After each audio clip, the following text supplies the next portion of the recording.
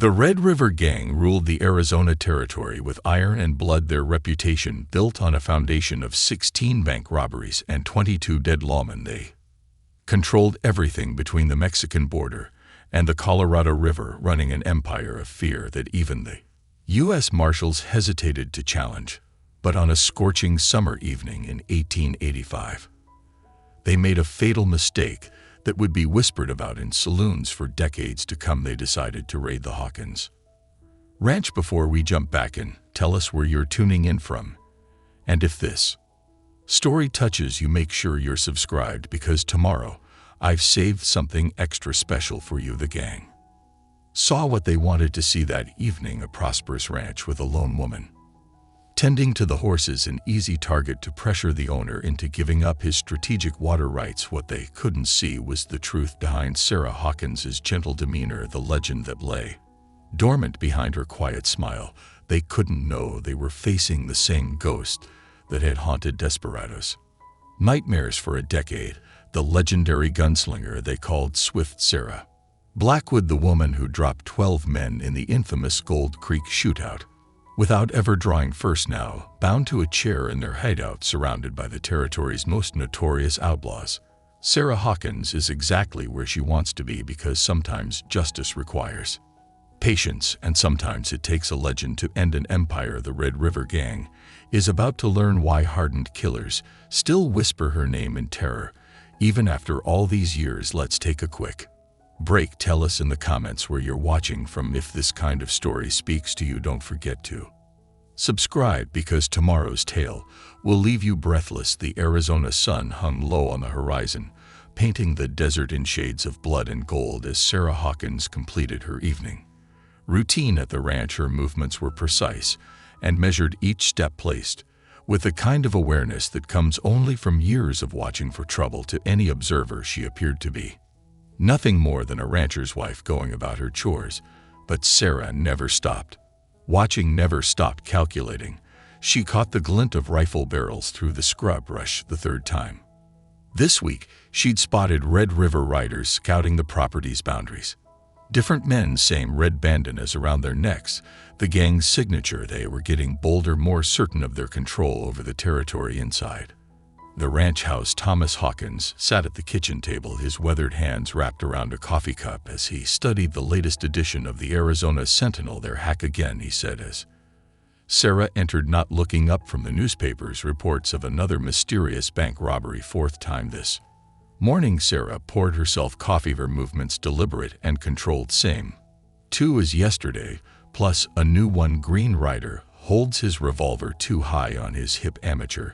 She settled into her chair, studying the steam rising from her cup. They building patterns, testing responses. Sheriff Conway's patrols, supply delivery schedules, our daily routines. Thomas finally looked up, his eyes meeting hers. 8 years of marriage had taught him to read the steel beneath her calm exterior. "They're not just watching anymore, are they?" Sarah allowed herself a small smile, the same smile that had once made hardened gunfighters drop their weapons rather than face what came after it. "No, they're preparing, building confidence, establishing our vulnerabilities. They'll make their move soon. We could sell," Thomas suggested, though his tone said he already knew her answer. "Their offer is well above market value. It's not about the ranch." Sarah's voice carried an edge she rarely allowed herself to show anymore. "Red River has bought or pressured their way into controlling every water source along the border. This is the last independent ranch with the reliable access they need it for something. For what? That's what I intend to find out." Their conversation was interrupted by the sound of hoofbeats on the main road, not passing by this time, but turning onto their long dirt track. Sarah moved to the window, her stance casual, but her mind calculating distances, angles, potential cover. 6 riders approached, led by a man on a massive black stallion. She recognized him from wanted posters. Marcus "Mad Dog" McGraw, leader of the Red River Gang, former Confederate cavalry officer turned outlaw, suspected of countless murders, but never caught. He transformed a small gang of border raiders into a criminal empire that even the territorial government feared to challenge. "Stay inside," Sarah told Thomas, her voice carrying the same quiet Authority that had once commanded respect in the deadliest saloons from Texas to California. Whatever happens, whatever you hear, stay inside. She stepped onto the porch just as the riders reined up in a semicircle, dust billowing around their horses. Hooves. McCraw sat tall in his saddle, removing his hat with exaggerated courtesy. His companions, harder-looking men with notched revolvers and dead eyes, spread out slightly, hands never far from their weapons. Mrs. Hawkins McGraw called out, his voice carrying the false charm of a sidewinder about to strike. Beautiful evening for a ride. This is private property, Mr. McCraw. Now that's exactly what I wanted to discuss. McGraw dismounted with fluid grace, though Sarah noted how he favored his right leg slightly, an old war wound. According to her horse's property, my organization has plans for this region, plans that could benefit everyone. He gestured expansively, taking in the ranch, the water rights, the strategic location, including you and your husband. Sarah watched how his men adjusted their positions, trying to flank her without being obvious. Amateur moves. They were telegraphing their intentions to anyone trained to see it. We are not interested in selling. This ranch has been in my husband's family for 3 generations. Things changed. Mrs. Hawkins McGraw's charm slipped, revealing something colder. Progress comes whether we want it or not. Smart folks adapt, others. He shrugged, letting the threat hang in the air. They tend to get left behind. Sometimes tragically. Sarah allowed a trace of fear to show on her face, feeding their assumptions. Let them think they were dealing with the simple rancher's wife. Let them underestimate her. It's what she'd been training them to do for weeks. Are you threatening us, Mr. McGraw? Threatening? He smiled, spreading his hands in a gesture of innocence. I'm offering you a way forward. $20,000, well above market value, because I respect what you've built here. His voice hardened slightly. But that offer won't last forever. Sarah wrapped her arms around herself, the picture of intimidated vulnerability. I'll need to discuss this with my husband, of course. McGraw's smile returned as he reached into his vest, making one of his men tense nervously. Another. Tell the man wasn't used to real violence, just intimidation. McGraw produced a business card, holding it out. Sarah stepped forward to take it, letting them see her slight tremor inside. She was counting weapons, analyzing stances, noting how the gang members carried themselves. Everything told her these weren't just ordinary bandits. Their quasi-military bearing suggested connection to something bigger. 3 days, Mrs. Hawkins McCraw said as he mounted up. Then we'll need an answer. The riders thundered away in a cloud of dust, leaving Sarah on the porch. She waited until they were out of sight before her demeanor changed. The trembling stopped. Her posture shifted subtly, center of gravity lowering, weight perfectly balanced. This was the stance that had made her legend in a dozen frontier towns. The ghost preparing to hunt. Thomas emerged from the house. Sarah, it's starting, she said softly. They're getting ready to move on something big, something worth killing for. She turned to her husband, letting him see the steel beneath her quiet smile.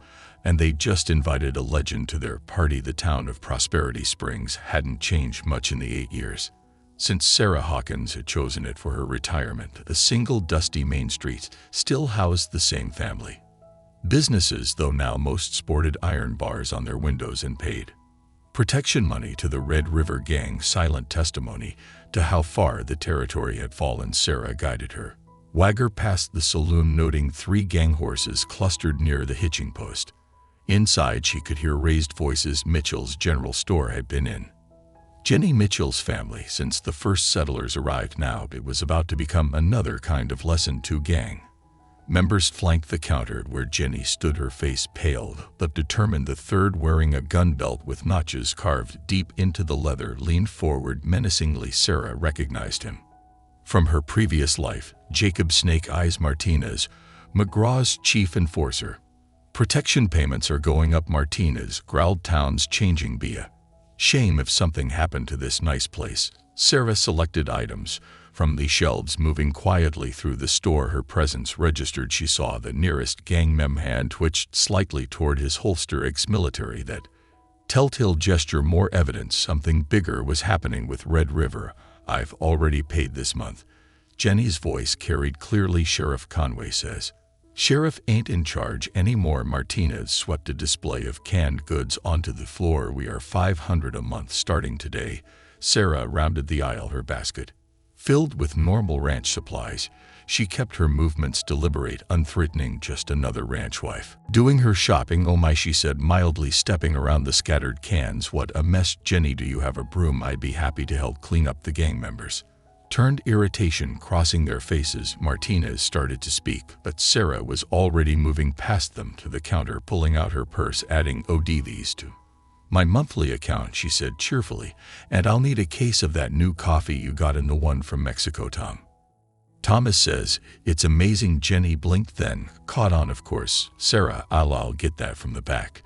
Take your time." Sarah smiled at the gang members. "I'm sure these gentlemen were just leaving, weren't you boys?" Martinez stepped closer, trying to use his bulk to intimidate.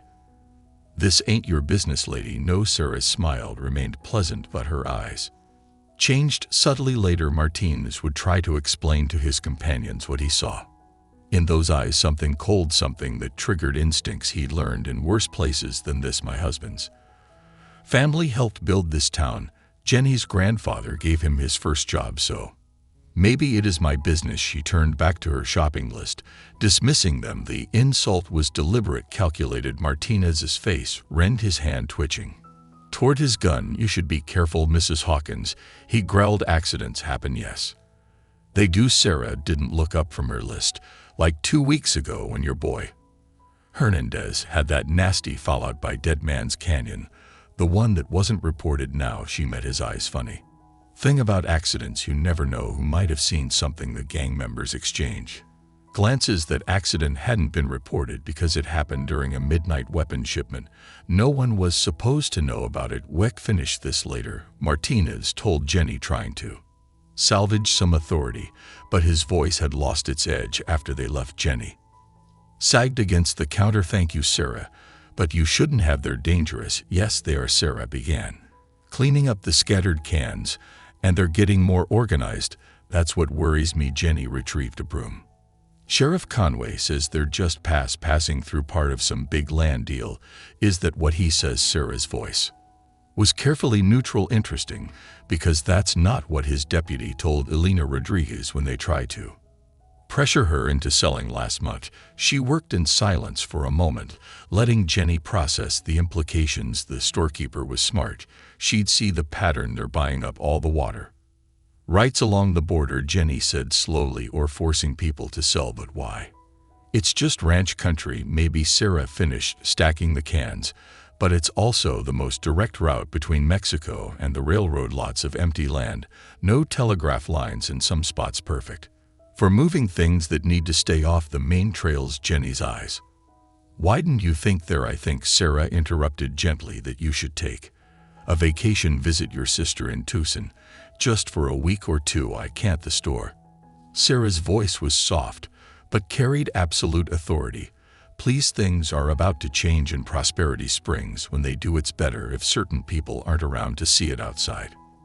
Sarah loaded her supplies into the wagon. Her hand brushed against the false bottom. She'd installed the one concealing the custom Colt she hadn't touched in 8 years, the same gun that had made her famous at Gold Creek, the one that had dropped 12 men in less than 30 seconds. A rider approached from the direction of the ranch. Thomas, looking worried. "Sheriff Conway stopped by after you left," he said quietly, "asking questions about our water rights, about our plans for the ranch." Sarah smiled slightly. The pieces were moving exactly as she predicted. Red River was getting nervous, pushing harder, which meant they had a deadline. Something big was coming.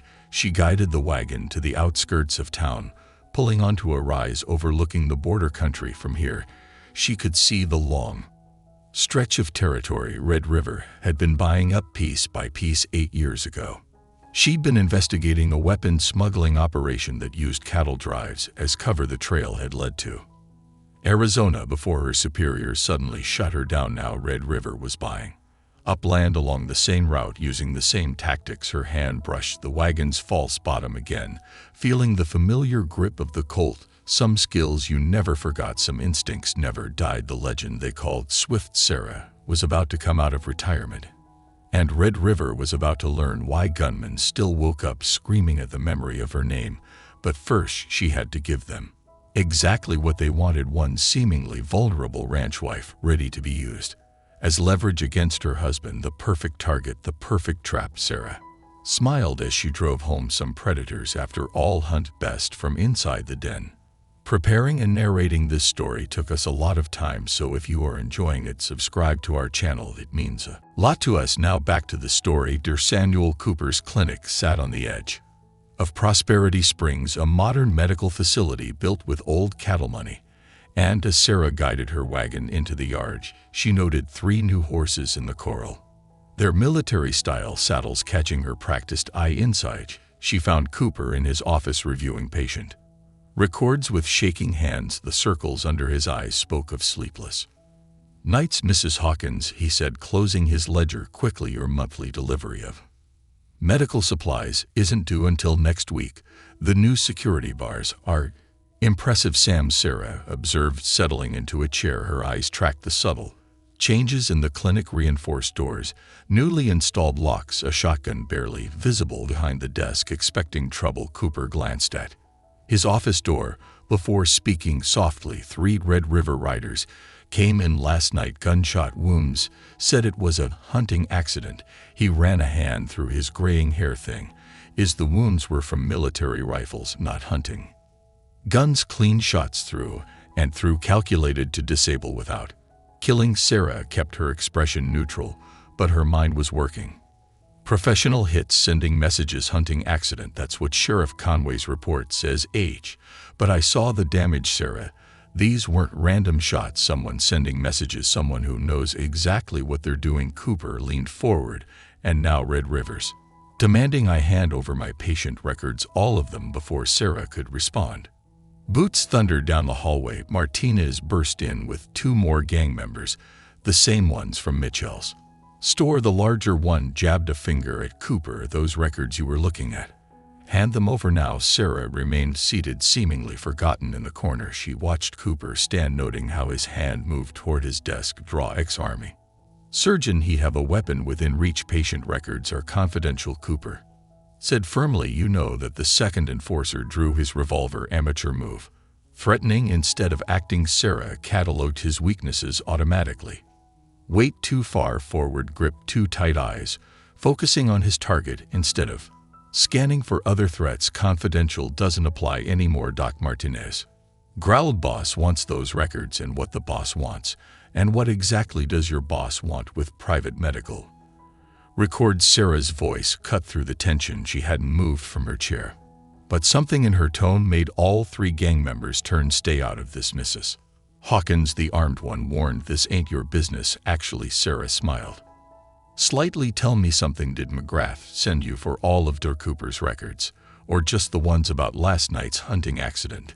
The enforcers exchanged glances. The larger one stepped toward her. You need to leave now, or what? Sarah rose smoothly, her movement making both men instinctively step back. You'll have another accident like those 3 hunters who got shot. She moved with deliberate grace, every step calculated. The ones hit with military rifles from exactly 300 yards. That's an interesting range, very precise, almost like someone was sending a message.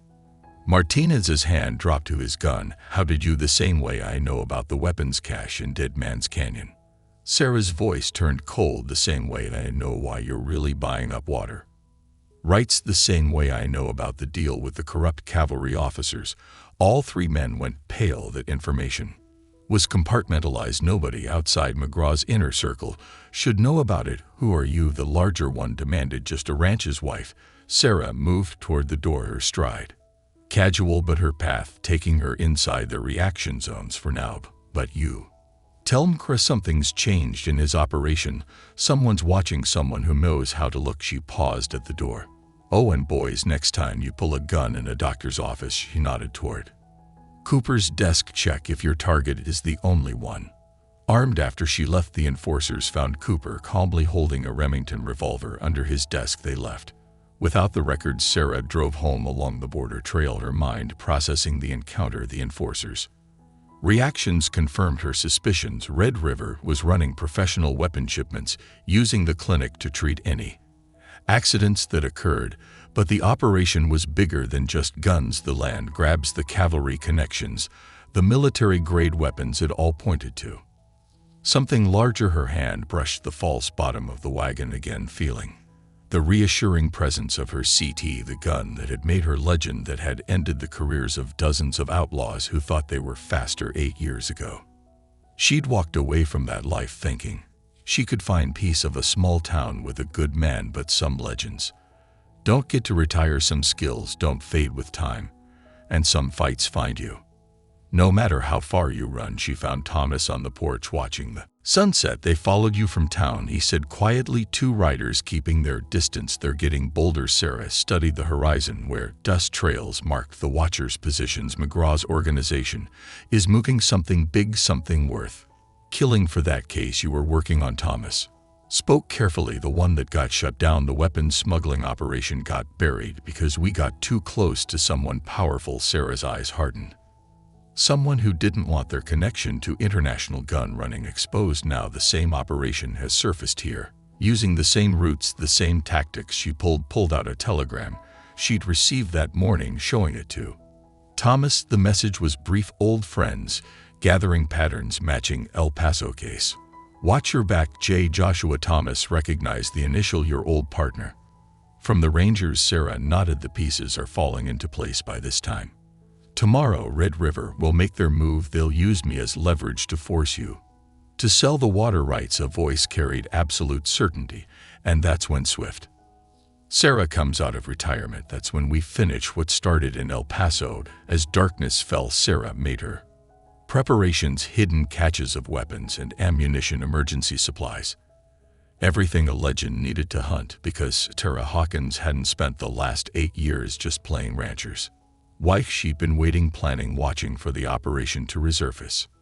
Now Red River had given her the perfect opportunity. All she had to do was let them think they were the predators. Night settled over the Hawkins ranch like a velvet shroud. Sarah sat in darkness, watching through her custom ground spy glass as Red River riders took positions in the mezquite thickets. Their movement patterns confirmed her suspicions.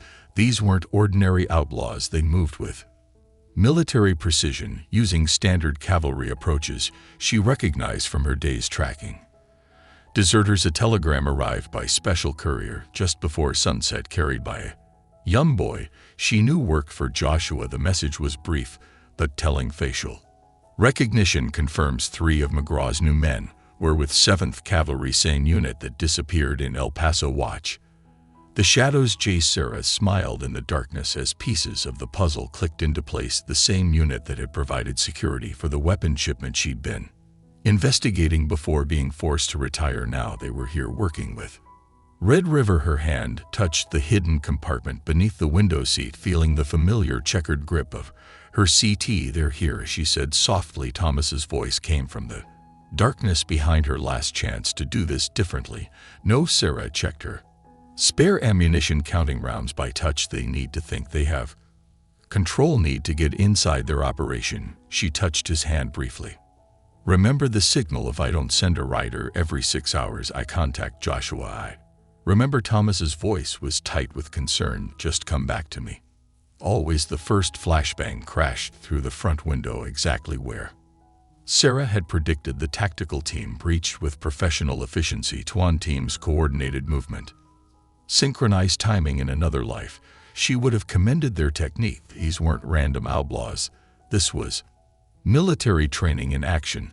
Sarah let them find her in the kitchen, appearing appropriately terrified. The team leader, face hidden behind a bandana zip, tied her hands with practiced ease. Target secured, he reported to someone outside. No complication.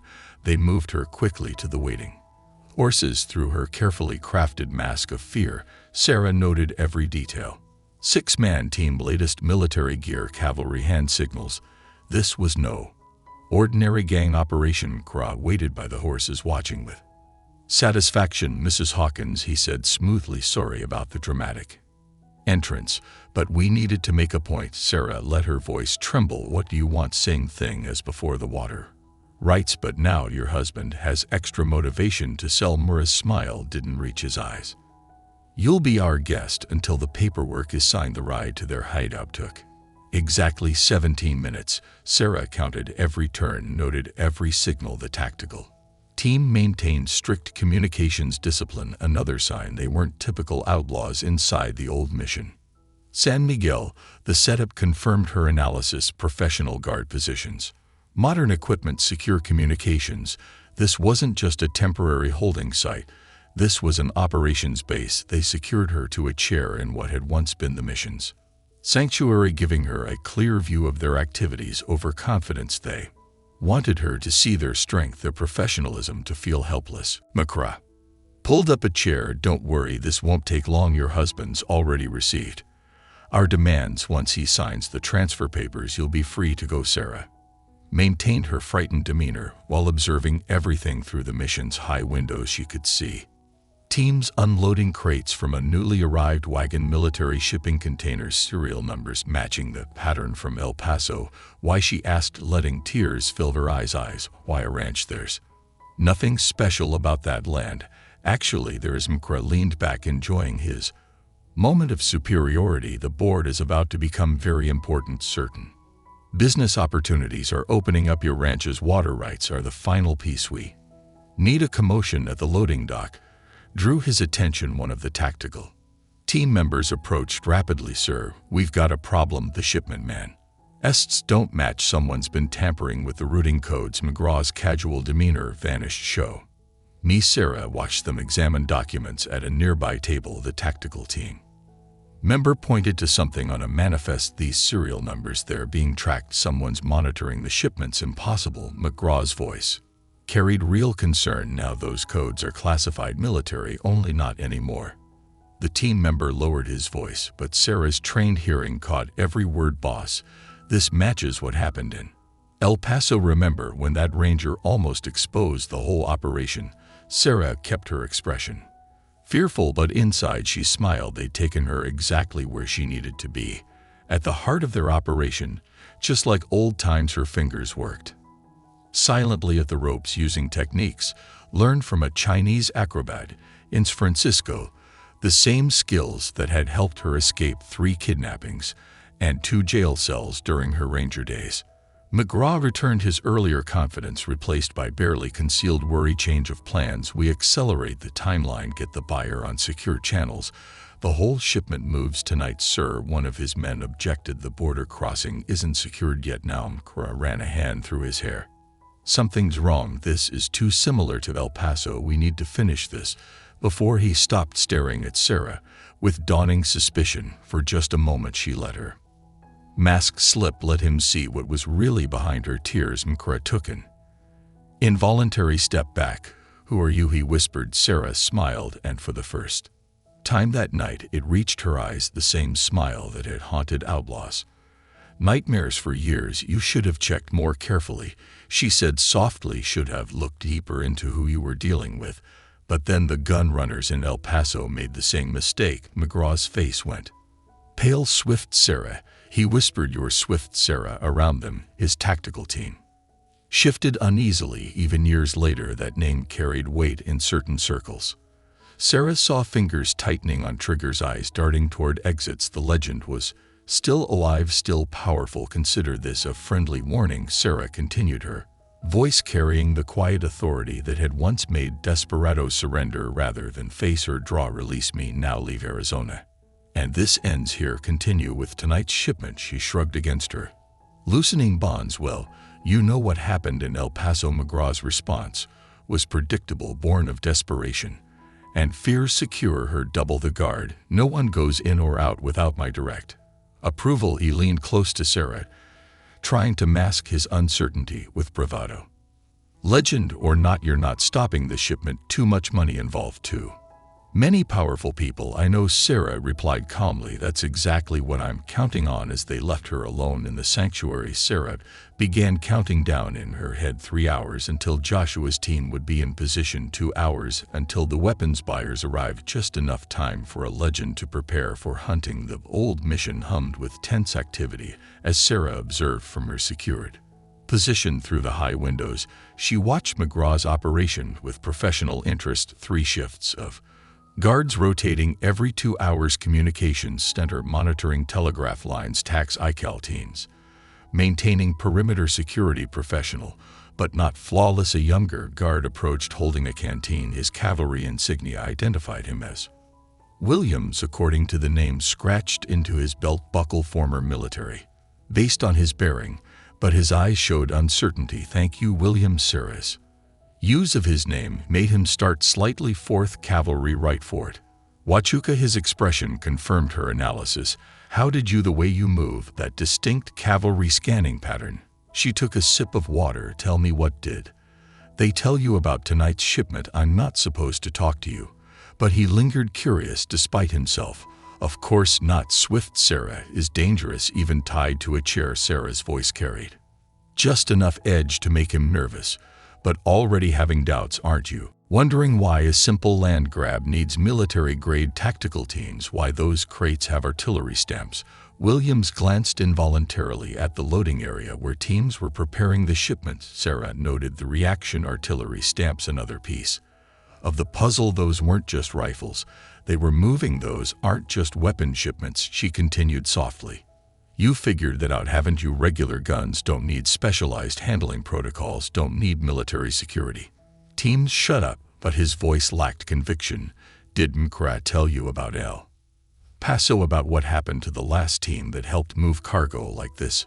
A door slammed open as McGraw entered, his face tight with controlled anger. Stop talking to the prisoner, he dismissed Williams with a gesture, then turned to Sarah. Trying to turn my men already? You haven't lost your touch, just making conversation. Sarah smiled, pleasantly reminiscing about old times. Remember Lieutenant Carson from El Paso, the one who helped us expose the operation? He got full immunity. Crow facade cracked slightly.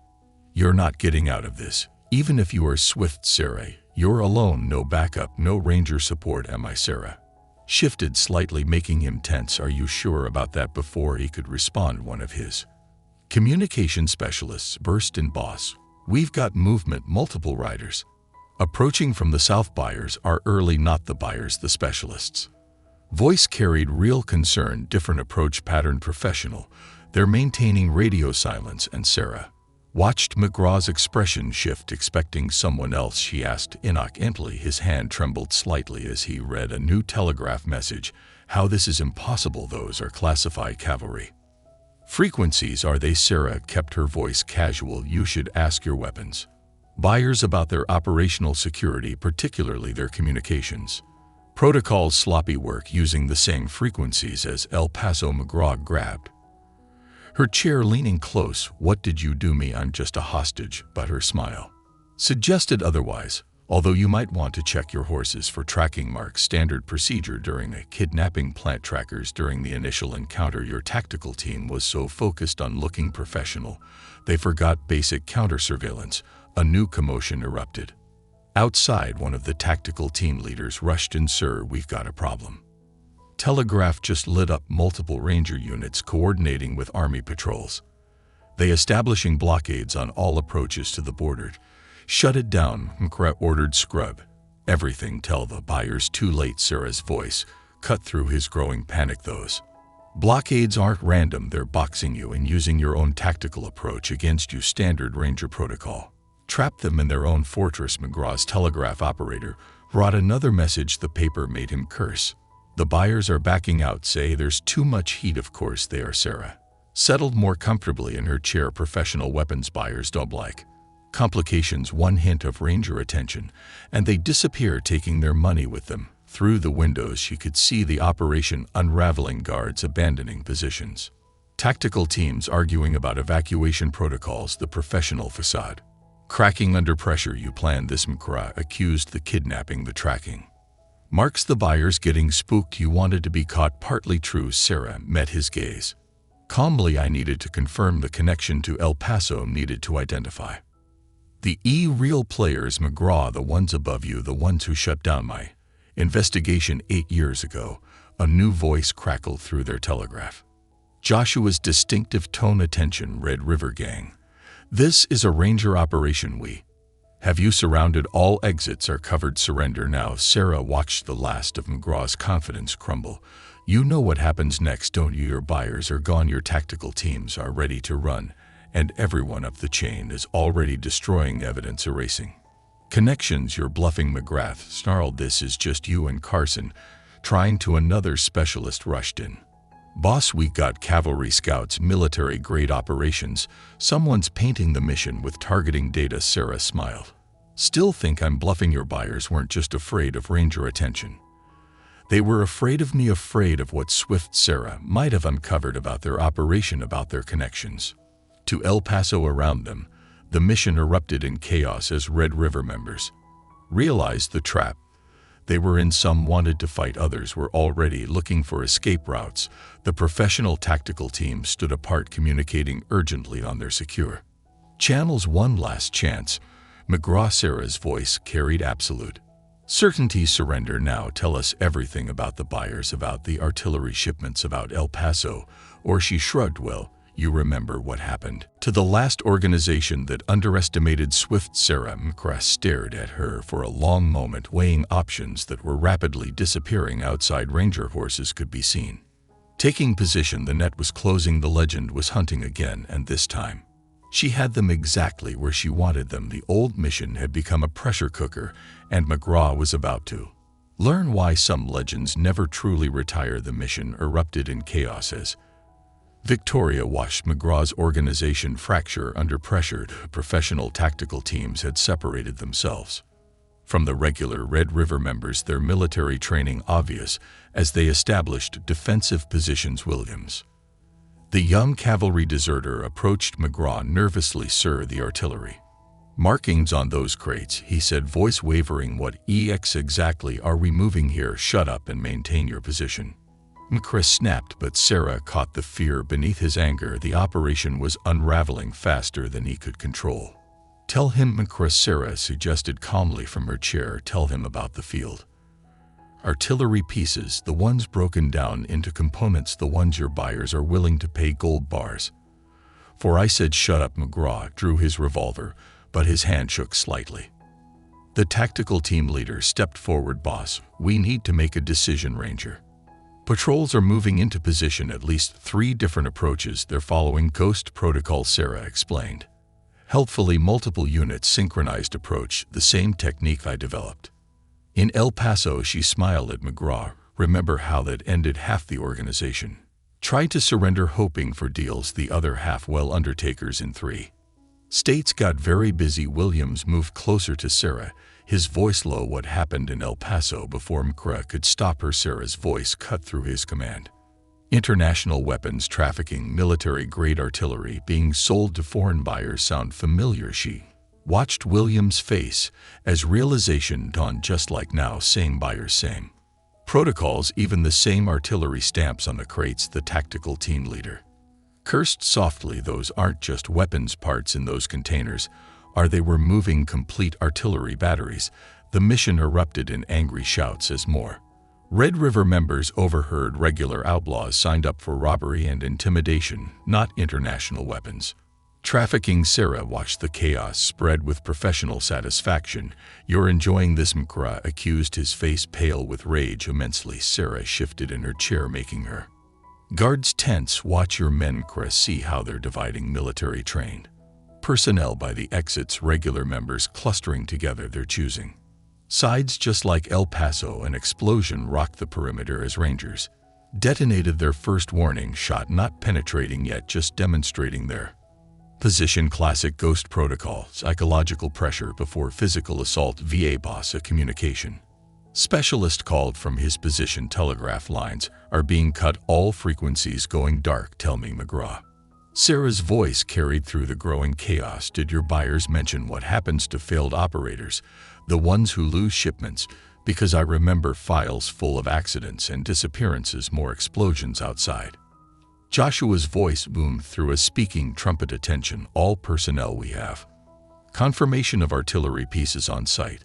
This is now a federal operation. Surrender immediately, or we will use Lethal force. The effect was immediate. Regular Red River members began throwing down weapons. The professional tactical teams established a defensive perimeter. But Sarah could see the uncertainty in their movements. Artillery pieces. Williams whispered, horrified. We've been moving artillery pieces, not your fault. Said told him quietly, they pick ex-military, carefully men who follow orders.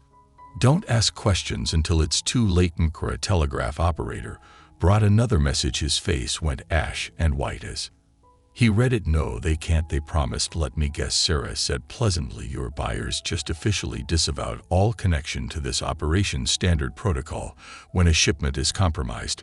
Right now, they're erasing records, eliminating links. Soon they'll start eliminating witnesses. The tactical team leader grabbed McGraw's arm. Is she right? Are they going to burn us? Nobody's burning anybody. Mkra shoved him away. We stick to protocol. Destroy the evidence. Eliminate witnesses. Break contact. His eyes fixed on Sarah. Including her. Including me. Sarah's voice turned cold. You want to add killing Swift, Sarah?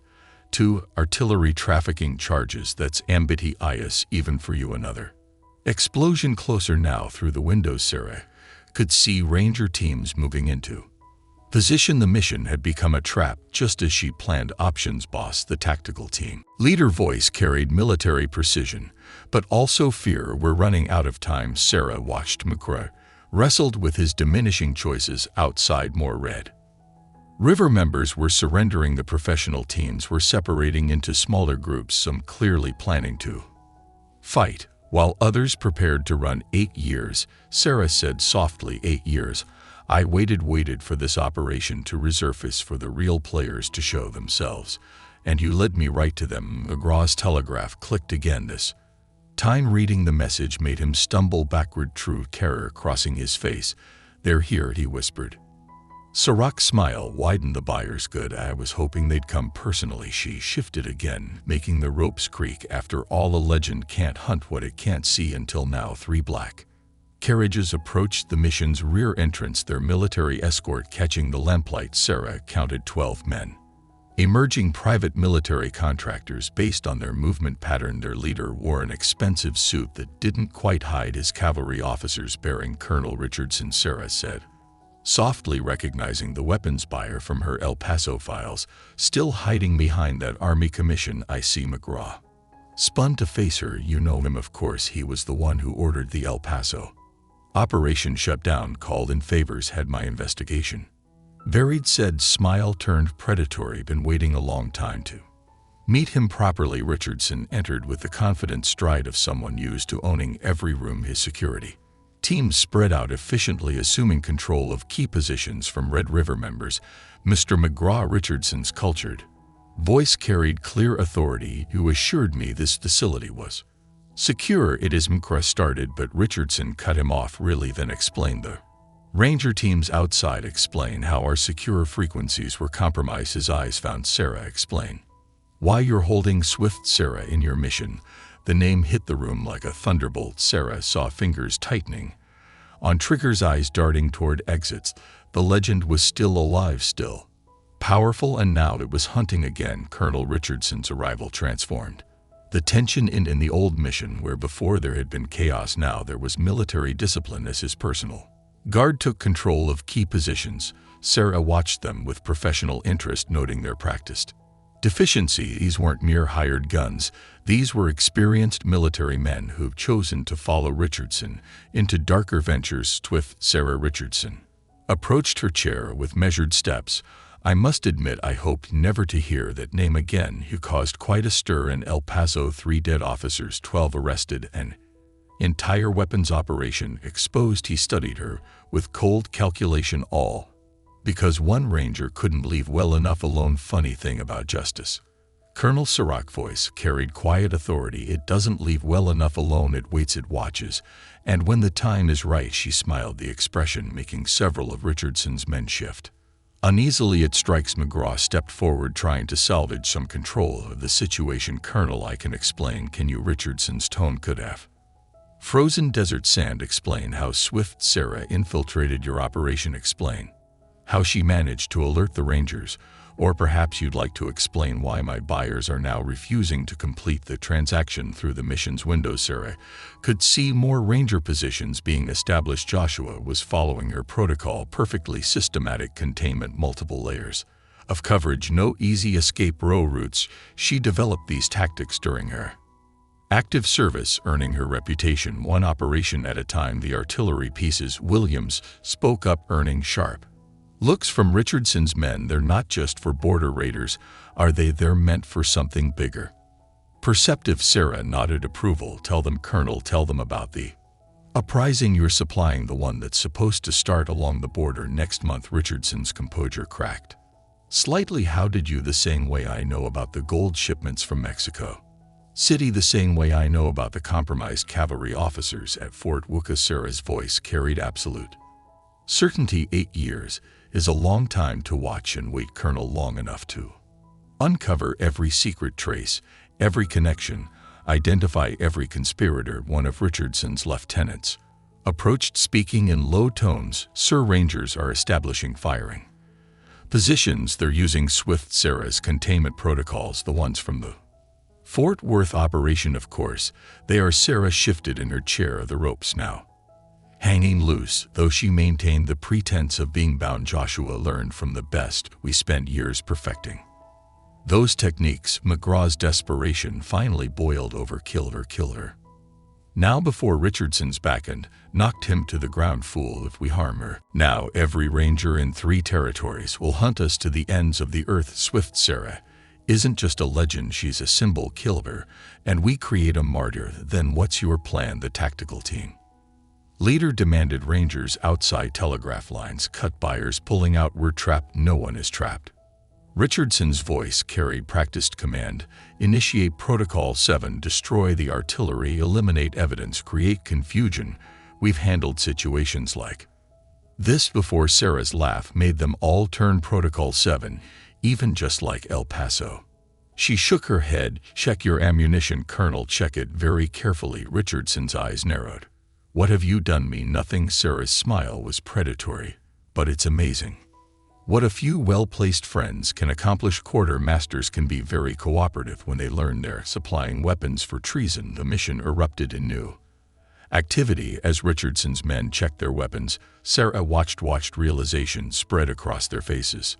Their ammunition had been replaced. The rounds looked perfect, but they were just elaborate dummies, masterfully crafted to appear real while being completely useless. Impossible, Richardson whispered. The ammunition came directly from Fort Huka secured storage. Amazing how many doors open when you flash a ranger's badge. Sarah's voice carried satisfaction. Every round you're carrying, every shell for those artillery pieces, all of it's worthless, has been since it left the fort. Outside, Joshua's voice boomed again. Colonel Richardson, by order of the United States government, you are hereby ordered to surrender. We have documented evidence of your conspiracy, signed confessions from your conspirators at Fort Wooka, and complete records of your weapons trafficking operation. Sarah watched Richardson's military bearing crack. Slightly interesting thing about corrupt officers, Colonel, they're loyal right up until they realize they're facing a firing squad.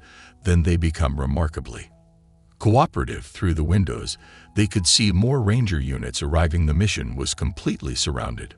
Multiple layers of containment, just as Sarah had planned. Richardson's men exchanged uncertain glances. Professional soldiers knew when a position was untenable. 8 years, Sarah said softly. 8 years of watching, waiting, gathering evidence, building a case so strong that not even your political connections could bury it, and you walked right into it, just like I knew you would. The uprising, Richardson's voice carried dawning horror. The border operation never existed. Sarah's smile was cold, just an elaborate tale fed to your informants, the perfect bait to draw you out of hiding, to make you risk moving your artillery pieces where we could intercept them. McGraw staggered to his feet. You used us, used Red River as bait. No, Sarah corrected. I used your greed, your ambition.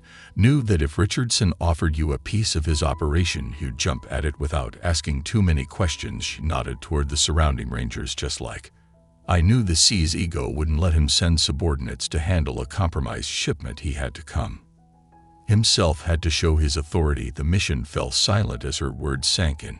Every man there realized they'd been masterfully played, led step by step into a trap. Years in the making, Sarah's legend had grown from her lightning-fast gun hand, but her true weapon had always been her mind, her ability to see 10 moves ahead, to turn her opponent strengths into weaknesses. Your choice is simple, Colonel, she said quietly. Surrender now, provide evidence against your entire operation.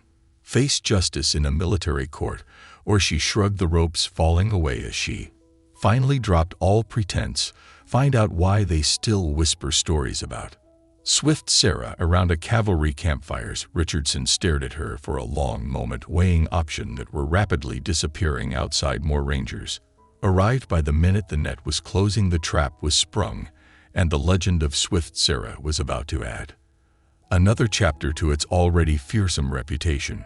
Richardson's response came with military precision, a testament to his years of command experience. Secure all exits, he ordered, his voice carrying calm authority even as the situation deteriorated. Establish defensive positions, prepare for Protocol 8. Sarah watched his men move with practiced efficiency, but she saw what Richardson missed: the subtle signs of uncertainty, the quick glances between soldiers who recognized a losing position. These were professional military men trained to assess tactical situations objectively. They knew they were trapped. Protocol 8 won't help you, Colonel, Sarah said quietly, just like it didn't help in El Paso, sir, his lieutenant reported urgently. Rangers are in position on all approaches. They're using interlocking fields of fire, our standard cavalry tactics. Of course they are. Sarah's voice carried satisfaction. Who do you think